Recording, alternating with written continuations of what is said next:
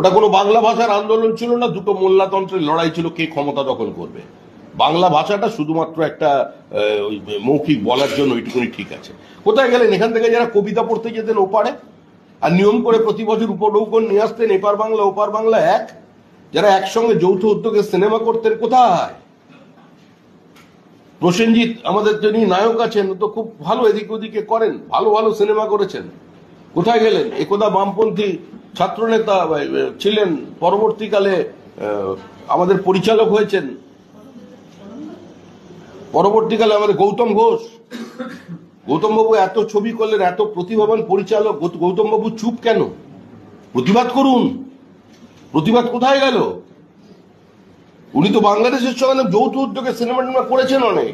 চঞ্চল চৌধুরী, এত পৃথিবী বিখ্যাত নাম চঞ্চল চৌধুরী, বাংলাদেশের হৃদয় সম্রাট। আমাদের এখানে এত ফলোয়ার, আজকে সম্পূর্ণ গৃহবন্দী, জীবন সংশয়ের অবস্থা।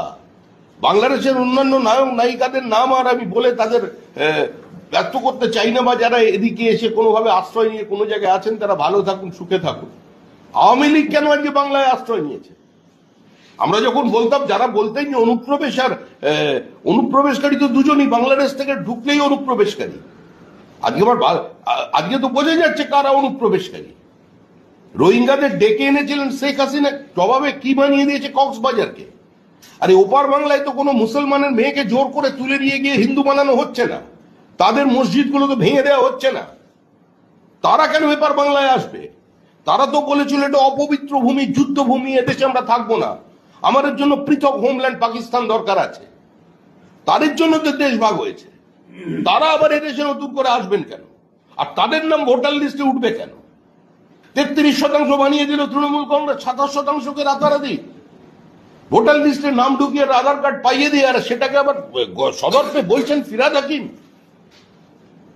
2011 জনগণনা, তারপরে কোথা থেকে গণনা করলো তৃণমূল জানি না, 33% বানিয়ে দিল। মানে এত লোক ঢুকিয়েছে উত্তর 24 পরগনার, দক্ষিণ 24 পরগনায়।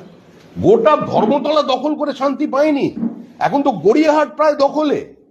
এবার আমি সচেতন হতে বলছি, হাতিবাগানের দিকে, উত্তর কলকাতার দিকে হাট বাড়িয়েছে, সল্ট লেকে ঢুকেছে, এদিক থেকে এগিয়ে আসছে, আস্তে আস্তে সমস্ত জমি কিনছে গান পয়েন্টে। আপনারা যে কামদুনি বলছেন, কামদুনির পাশে গিয়ে কৃষকদের সঙ্গে কথা বলুন, কি অবস্থায় কৃষকরা আছে। যাদের থেকে জমি নিয়ে মাছ চাষ করা হয় তারা নিয়মিত খাজনা পায় না। শুধু সন্দেশখালীর অত্যাচারের কথা মানুষ জেনেছে, সন্দেশখালীর বিভিন্ন ধরনের পোস্ট, কাউন্টার পোস্ট হয়েছে, আমি সেই বিতর্কে ঢুকতে চাই না। কিন্তু অত্যাচার শুধুমাত্র সন্দেশখালী ব্লক 2 এ হয়নি, সন্দেশখালীর ব্লক 1 এ মুসলমানদের পর্যন্ত জমি কেড়ে নেওয়া হয়েছে, শুধু হিন্দুর জমি নয়। দেগঙ্গার পর থেকে এদিকে বেলিয়াঘাটা পর্যন্ত, এবং আপনি রাজারহাট থেকে কামদুনি পর্যন্ত দুপাশের বিস্তীর্ণ এলাকার যে জমি হিন্দু মুসলমান নির্বিশেষে গান পয়েন্টে কম দামে কিনে নেওয়া হচ্ছে।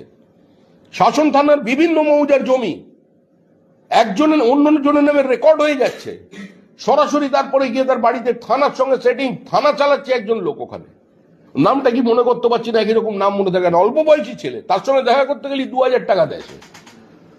দেখা করলে 2000 টাকা দেয় সকালে বিকেলে।